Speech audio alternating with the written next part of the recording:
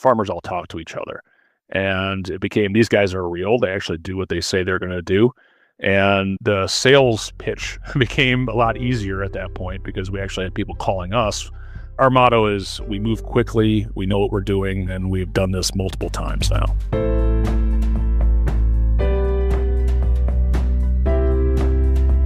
Welcome to Sustainability Leaders. I'm Michael Torrance, Chief Sustainability Officer at BMO.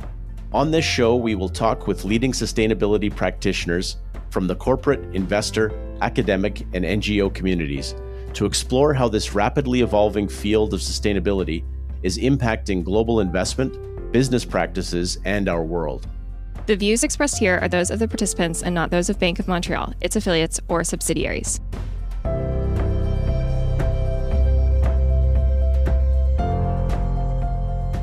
Hello all, my name is Jayen Veerapen. I'm a senior advisor with BMO Climate Institute.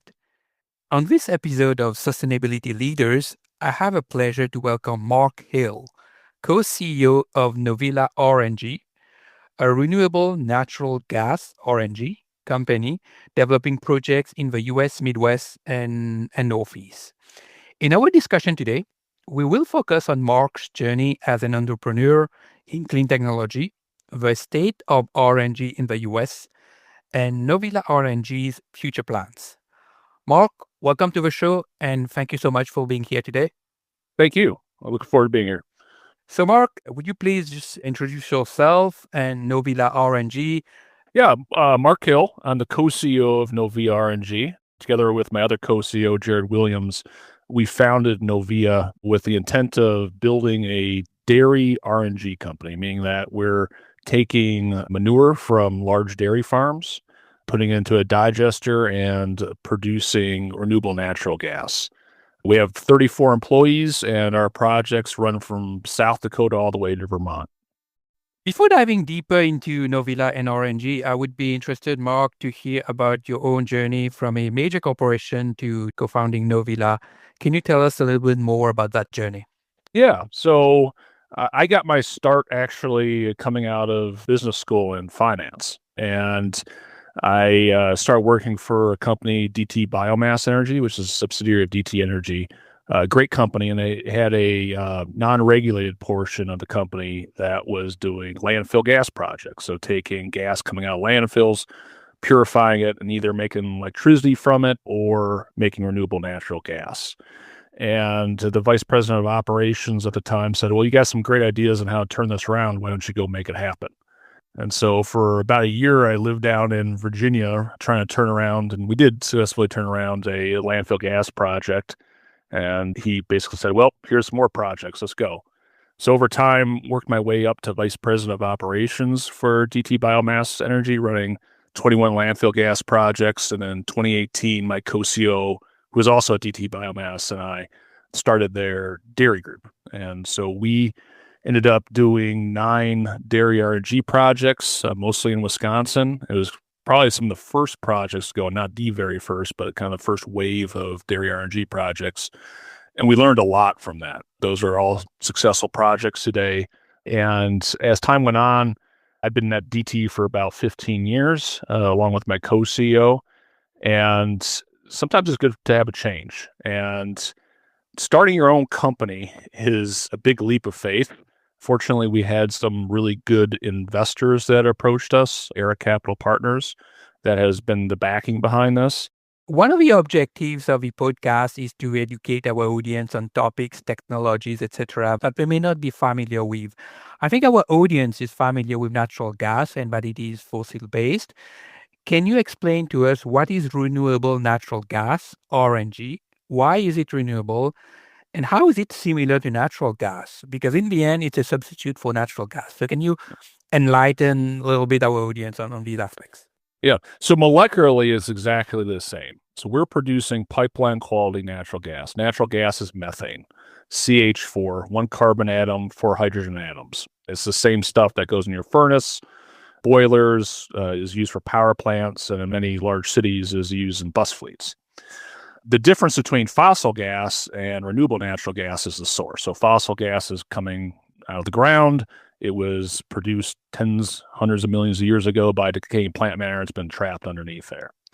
Renewable natural gas can come from a variety of sources. We talked about animal manure, but you could also have landfill gas.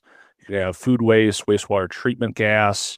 It's just basically where it's coming from. But the beauty of it is it's exactly the same as normal natural gas, which means we can use existing natural gas networks and move this gas very easily across the country. If a farm is not equipped with RNG collecting capacity currently, what happens to the biogas?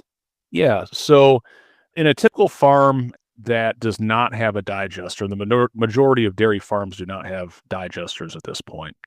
The manure gets stored in a lagoon. It's like a big pond with manure in it. And they will hold it in those millions of gallons, and they will, in the fall, take it out to the fields and spread it on the fields and use it as fertilizer. And they've been doing this for hundreds of years. It's required that they have these lagoons because if you have more than a certain amount of cows in a certain area, you can't just have them drop their manure on the ground. You overload that ground right there. So they store it, and then they have a nutrient management plan where they spread it. But as this manure is sitting in the lagoon, especially during the summer months, it starts getting hot, and there's no oxygen inside this lagoon. And so the manure starts going through anaerobic respiration, meaning that it's being digested by little bacteria-like organisms in the absence of oxygen. And when that happens, it produces methane gas. That methane gas goes up in the atmosphere. There's also like hydrogen sulfide and various other gases. That's kind of smelly, rotten egg smell that you might get. So it goes up in the atmosphere, and methane is 28 times as potent of a greenhouse gas as carbon dioxide is.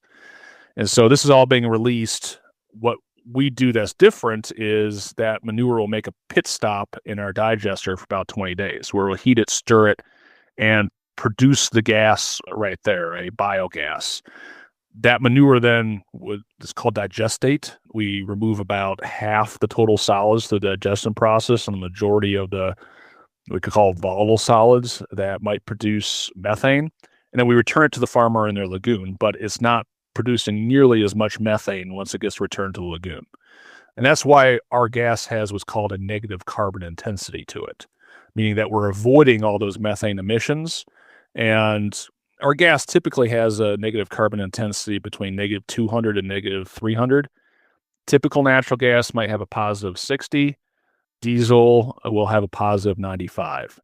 So not only are you preventing this methane from being directly vented into the atmosphere, you're collecting it and then using it later as a fuel. So once you've collected that, what happens before it gets into a pipeline? Yeah, so we have to purify it into pipeline quality natural gas. So as it comes out of our digester, it's about 55% methane. That's the stuff we want. And it has 45% carbon dioxide, it has hydrogen sulfide in it, has water in it. And so we run it through our RNG upgrading plant after it comes out of the digester. And in that plant, we start sorting molecules. We compress the gas to about 160 psi, push it through membranes, and these membranes act as molecular sorters. Really cool technology. So the molecules we don't want, carbon dioxide, water, hydrogen sulfide, go one direction. That's called tail gases. And then molecules we do want, the methane, the CH4, goes another direction. Your company motto is RNG development in months, not years. Can you tell us why you chose this? Yeah, so in the early days, a lot of the trepidation that was coming from dairy farmers is they'd had multiple developers come through their door, promise them the world. They might have signed a letter of intent or signed a contract with them, and then the developer did nothing with it. So our first two projects are our Red Leaf project in Michigan and our Three Petals project in Wisconsin. We started construction on those sites 2 months after we signed the contract with the dairy. And we finished those up probably about 15 months after we signed to the contract with the dairy, actually injecting gas in the pipeline. And as soon as we did that, it was the floodgates opened because farmers all talk to each other. And it became, these guys are real. They actually do what they say they're going to do. And the sales pitch became a lot easier at that point because we actually had people calling us, oftentimes upset with their developer because they hadn't done anything in years. So our motto is we move quickly, we know what we're doing, and we've done this multiple times now. So the manual producers or dairy farmers, and the off-takers, so the consumers of the natural gas you produce, who are the off-takers? It can be anybody who uses natural gas. So historically, it has been companies that dispense fuel into vehicles because there is two programs that are set up that most of this gas currently goes into. One is the federal program called the RFS, Renewable Fuel Standard. And if you were to inject this gas into any CNG, compressed natural gas vehicle in the country, you earn what's called a RIN, a Renewable Identification Number. And that's part of the EPA program. Is set up under the George W. Bush administration back in the mid-2000s. So we qualify for what's called a D3 cellulosic RIN, and that is the most valuable kind of RIN that's out there. Currently, that's trading for about $2.40 per credit. You multiply that by 10.9, I think. And so you're talking about $26, $27 per MMBTU for getting that gas into a vehicle. Then if you inject that gas into a vehicle in a state that has a low carbon fuel standard, LCFS, those states, Washington, Oregon, California, they will give you a credit based on your carbon intensity score because they're wanting to lower the carbon intensity of their vehicle fuel fleet. That's the most stubborn thing to decarbonize. There's been a lot of push on electrification. That's making progress, but when you look at the source of electricity, oftentimes it has a CI score that's almost as bad as diesel fuel is. That's also getting better over time, but it's not there yet. So, and it's very hard to electrify large vehicles, semi-trucks, Class 8 semi-trucks are going across the country, things like that. It's going to be many years, I think, before that really takes off. States look at this as a way to decarbonize those fleets and meet their goals, and therefore will give us a credit based on our carbon intensity score. And then the third portion is just there's value to natural gas. So we have to pay dispensers a certain fee for dispensing our gas, but we might be bringing back to us about $38 to $45 minimum BTU currently. It used to be $80. And that drop has been a big issue in the industry overall and started separating the people who can actually operate these plants efficiently from those who can't. The other thing before I break off, we talked about the current market for vehicle fuel. There's been a big shift away from that as well. So you have data centers coming online that cannot get enough electricity to power the data centers from the utility. It'll take years for that to happen. So they put in gas turbines or gas engines to power those data centers, but they also have their own sustainability goals. And so RNG from animal-based manure is pretty much the only thing out there that is severely negative carbon intensity. So if you want to become carbon neutral, you could take one molecule of our dairy RNG, combine it with 4 fossil, and you're carbon neutral. And that brings down that price from, we talked about maybe $40 an MMBTU to a blended cost around $16 an MMBTU to be carbon neutral. And that's cheaper than any other source of gas that could be carbon neutral. So if I get it right, in terms of low carbon intensity natural gas, so dairy farm source renewable natural gas is among the lowest price out there. Is that fair to say? If you're looking at it in a price per ton of carbon mitigation, it is. So if you're looking at it on an MMBTU basis, it's actually the most expensive. But you're actually not you're not buying the energy per se, because you can buy that for $3. What you're doing is buying the renewable attributes and the negative carbon intensity that comes with it. So it costs about $160, $170 per metric ton when you're buying dairy RNG to mitigate a metric ton of CO2. You can compare that to landfill gas, which is probably around $300. You can carbon sequestration, just taking it out of the air and injecting is probably running around $700 right now. So one of the key things in my new sales pitch that I do to customers who are looking to decarbonize, and they get that kind of sticker shock of how much per MMBTU this is going to cost, don't concentrate on that. Concentrate on this is the cheapest way for you to become carbon neutral. So what you're saying is really based on the MMBTU compared to conventional, for example, natural gas, you would be Way quite more high. expensive. Yeah, we're 15 times the price of normal natural gas. But that's not what you're buying. You're buying the negative carbon intensity. Okay, makes sense.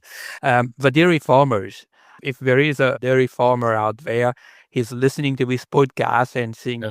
what Mark is saying makes sense to me. I want to partner with him. Can you walk us through how you identify the farmer and how do you assess a project? What sort of criteria you're looking for? Yeah. So some of the questions I ask is, was your herd size right now post IRA, which expired at the end of 2024? You're really looking close to 5,000 milking Holstein cows. Those are your typical larger milking cows that are out there that are all depositing their manure on concrete under a roof. So we look at their manure management practices, making sure that the manure is the right quality. It's not going to be too watered down. It's not going to have a lot of sand in it. And it's easy to convey into our digester. So we talk about what's the total solids content. So coming right out of the back of a cow, manure is about 12.5% total solids and 87.5% water. How much water are you adding to it? And is that diluting it? Because if it dilutes it, then I need to have more digestion capacity, and that's expensive. We also look at what we think the carbon intensity score of their project is going to be. So if you just put all your manure straight into a lagoon and it just sits there for a long period of time, it's producing the most methane that's going in the atmosphere. It's called baseline emissions. And if they're doing practices such as running it through fiber separators or putting it directly on the field, not putting it in the lagoon, it means there's less methane going up in the air before we come along, and therefore they have lower baseline emissions. And so we look at this calculator and figure out what we think the carbon intensity of the project is going to be. We also look at the distance to a pipeline and how expensive it's going to be to connect to a natural gas pipeline.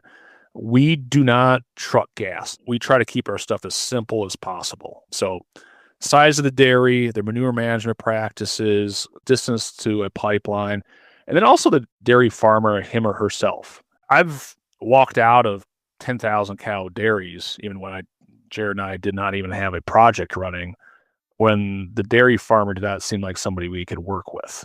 There's really got to be a cooperation involved, and they have to have a genuine desire to make this work for them as well. And then we look at just dairy health. What's their cost of producing milk? What's their mortality rate on their cows? We bring in dairy consultants to actually look at their finances to make sure that this is a dairy farm that's not going away anytime soon, because we're signing 20 to 25-year manure rights agreements with these dairies. What's in it for the dairy? Oftentimes, I mean, the first thing they ask about is money, right? What kind of royalties do we get from this? But there's a whole other lot of things. We do our royalties based on revenue, and we typically do a tier. It's almost like your income taxes in reverse. Also, for the dairy farm, what comes out of our digester is a lot better than the straight up manure. So we do a lot of pathogen kill, meaning bacteria that was in there. So when they spread this on the fields, it's more sanitized. They can make fiber bedding for their cows by squeezing the fiber out of our digestate using something called screw presses. And it sounds gross, but it's actually the same stuff you buy at Home Depot in bags of potting soil and things like that. That's what the cows can lay down on. So they can switch from sand, which is expensive, and they keep on having to apply sand to their fields, which they really don't want to do, to this fiber bedding. And we kind of sanitize it a bit as it goes through our digester. And then the digestate that comes out of our digester, the plants, when they apply it to the fields, more readily soak this up, the nutrients up. Therefore, they get more nutrients in the plants and less as runoff. Which is a problem for the nutrient management plan. They've got to acquire the ability to spread this over thousands of acres of fields. And the farther they go out, the more expensive it is for them to truck the manure out there. So in terms of future plans for Novilla RNG, your company, do you have plans to expand to other states and regions? And also, have you considered using other feedstocks besides dairy? Yeah. So we go where there's cows. We never really had a mission, I'm going to be in Wisconsin, right? We just happened to be There's a lot of cows in Wisconsin. There was a lot of farms approaching us, and it made sense to work with those farms. And we got Iowa, South Dakota, Michigan, Vermont. We've worked in other states like Minnesota and various other states with cows. The technology we use works best with cross-vent dairies that are moving their manure to a lagoon, and it's thicker manure. You go to some states like California, Arizona, Florida, sometimes Texas, the cows will be outside more often, which means that the manure is very hard to collect. And then the process they use to get the manure out of the barns is they take water that, like in California, Central Valley, they take water that they're eventually going to use for irrigation and use it to flush out the barns. Well, when they do that, it's very, very diluted. And instead of maybe 8 or 9% total solids that go into our digester, it might be 1 or 2%. So I'd have to have 5 times or 4 times as much digestion capacity. It's just not economical. There, some of our peers have used a different kind of technology called covered lagoons. So rather than having a digester, they'll go out to the lagoon that this manure is being placed in and put a big plastic tarp, it almost like a big balloon over the top of it, and collect the gas that way. That works okay in warm weather states like Central Valley, California, Arizona, Florida, right? Because during the summer months, the manure heats up and produces gas. Now, during the winter months, you get a huge amount of fluctuation in the gas because it's not heated. And so if it's 30 degrees outside, you're probably not going to be producing much gas at all. When you get to states essentially north of Oklahoma, in my opinion, that doesn't work very well in terms of maximizing your gas production and getting as many RINs as possible out of the gas. So we don't use that covered lagoon approach. So we have to target dairies that are typically in the Midwest, Northeast, maybe all the way down to Georgia, that are not using that method of irrigating water and have thicker manure that we can put into a digester. Shifting focus is slightly, Mark. Any advice you would have for finance providers, be it lenders, investors, or even policymakers who may be designing financial incentives for RNG? Yeah. So I'll start with lenders, and I've often tried to put myself in their shoes. I would make sure that whoever you're lending the money to can actually make gas and do it consistently and do it cheaply. So our cost of production is typically in the teens, mid to upper teens, and we're driving that down every year per MMBTU. I'd expect the next year or two, we can probably get that down to close to what the landfill gas cost is, which is the low teens, $10, around that range.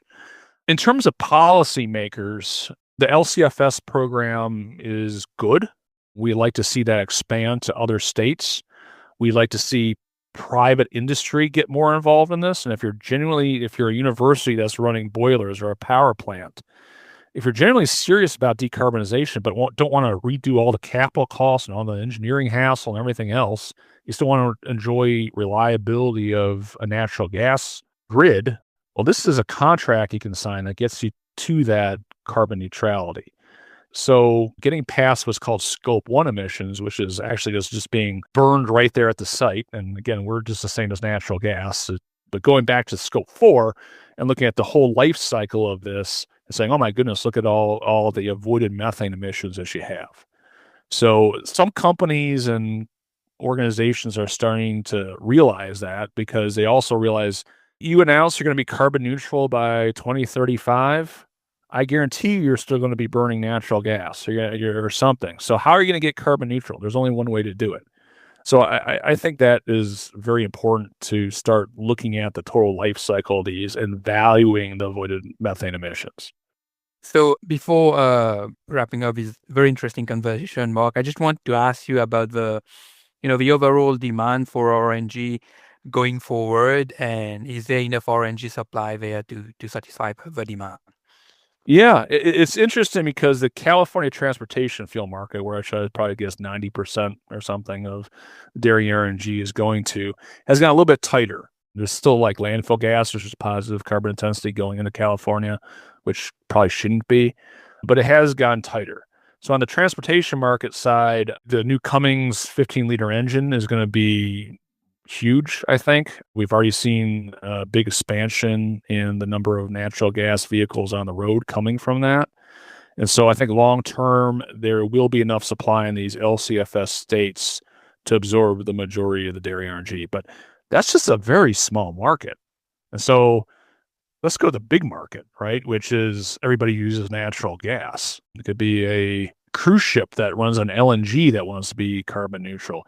Go to data centers. And I think that's the next big push. There's over the next, I think, 6 years, 55 gigawatts of data center demand coming online. You could take all the dairy RNG from the projects that we have in operations and that are under construction, combined with those 4 parts geological, and I could get you carbon neutral on 65 megawatts. So about 1/1000th of the total power that's coming online. You take the whole industry and maybe you get to 1.5%. You start doing the math and all this demand. If our country and our leaders are truly serious about decarbonization, there is not enough dairy RNG or swine RNG or even landfill gas, and you can go on food waste, wastewater treatment. There's not enough. The most aggressive country in the world with renewable natural gas is Denmark. They do not use nearly as much natural gas per capita as we do in the United States, but they're at 42%. And they're doing everything that they can to make RNG. So that's very much why we're bullish on this market. If you're bullish on decarbonization, you're bullish on the new energy economy, you got to be bullish on dairy RNG. Thank you, Mark. It's been an absolute pleasure learning more about your and Novilla RNG's journey. Thank you.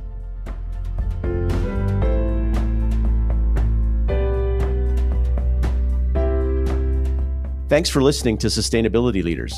This podcast is presented by BMO. You can find our show on Apple Podcasts, Spotify, or your favorite podcast player. Press the follow button if you want to get notified when new episodes are published.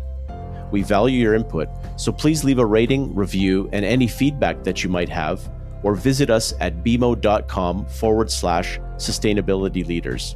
Our show and resources are produced with support from BMO's marketing team and Puddle Creative. Until next time, thanks for listening and have a great week. For BMO disclosures, please visit bmocm.com/podcast/disclaimer.